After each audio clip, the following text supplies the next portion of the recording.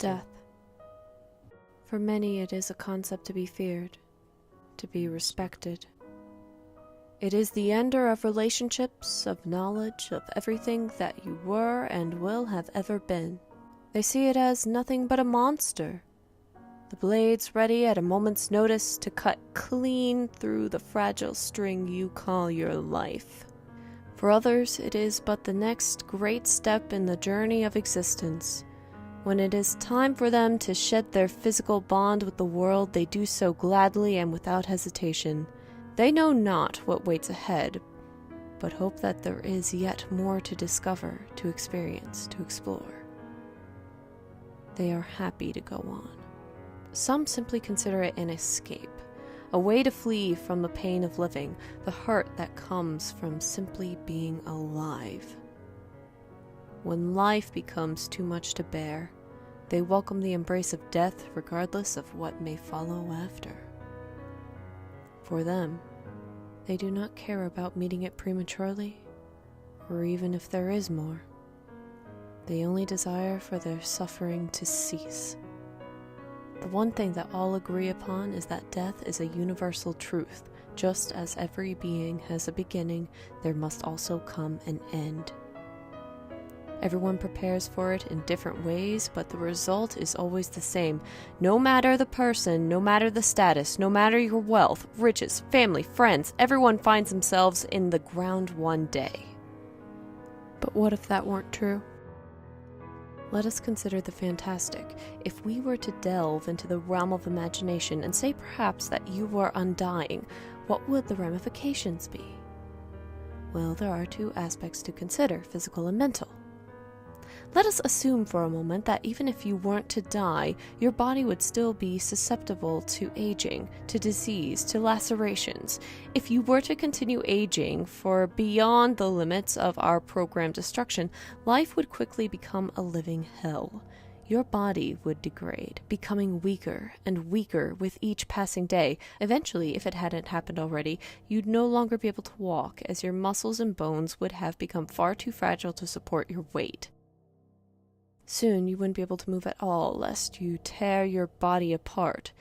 And once your eyes were used up and dry, the world would turn black to them, as well as the rest of your senses in due time. Imagine the fate such as that, paralyzed, blind, and deaf to reality, but alive. A mass of disintegrating bone and flesh, maybe no more than a puddle of soupy tissue, but yes, alive. Not an extravagant thought, is it?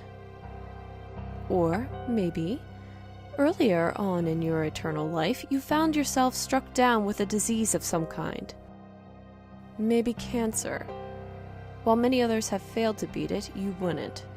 However, perhaps you wouldn't quite succeed either.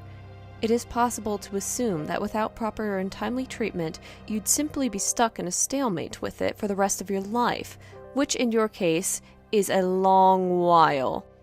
Imagine the pain that others go through in those that last a few months of their life, where many people are ever eager for their death to arrive, for an end to their suffering, a torture so great it forces people to beg for sweet release of life leaving their bodies. But that isn't an available option for you, is it? No. You'll simply be left to your torment as the tumors continually grow, pressing hard against your bones, your nerves, your muscles, enveloping everything inside you. Who knows what will happen given enough time? No one before you has lived long enough to see it. And finally, what if you were wounded? What if you were tortured? If they cut your limbs apart and left you there because they have a guarantee you won't die? What if they removed your skin inch by inch until you were nothing but bloody muscle and tendon underneath, where even the lightest touches would send cascading waves of pain throughout your vessels but not kill you? That is what you face on the physical aspect, if you were to become invulnerable to death. Now we must move on to the mental consequences. Let us ignore all of what had been stated before and imagine you're a perfectly healthy individual, no sickness and no aging. For 50 years or so, you might feel very confident about your choice. But what happens when your family starts to die? Your parents may be expected, but your siblings? What about your best friends? Having to watch each one's last breath, clasp each hand as their strength leaves them. How many funerals would you have to attend when everyone you've ever known and loved has died? How would you maintain a family? If you were to bear children with your wife or husband, how would that impact your relationship? As they continued to age and grow older as you stayed the same, a single moment of your life frozen in time forever. Eventually your children would surpass you. And not only would you witness the death of your significant other, but it would be your children whose hands you must hold as they travel into the next realm. And then your grandchildren, and their children, and so forth. It's all right, you'll start over. In a few decades, you'll be able to move on, to leave and start a different bloodline than the one you've now abandoned. And then you'll have to undergo the same process again, losing your love, then your children, over and over with each new glimmer of hope you gain to lead a normal life.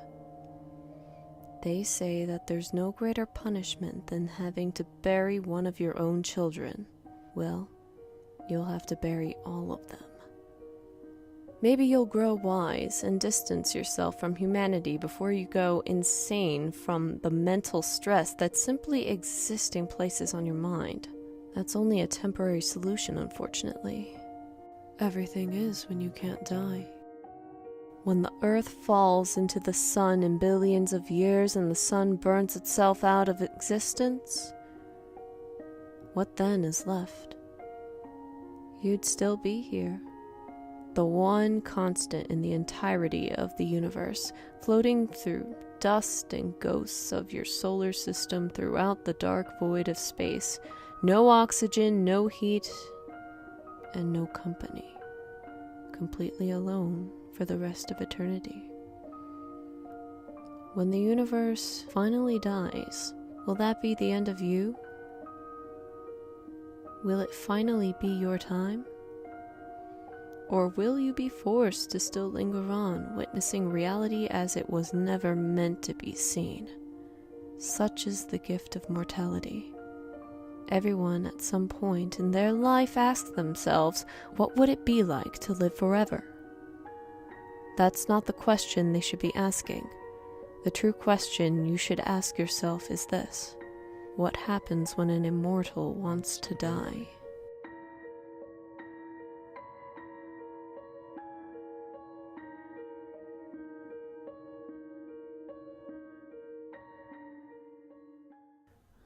I know it's around here somewhere.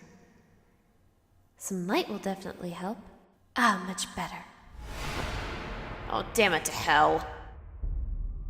Uh-oh. Something's gone bump in the night.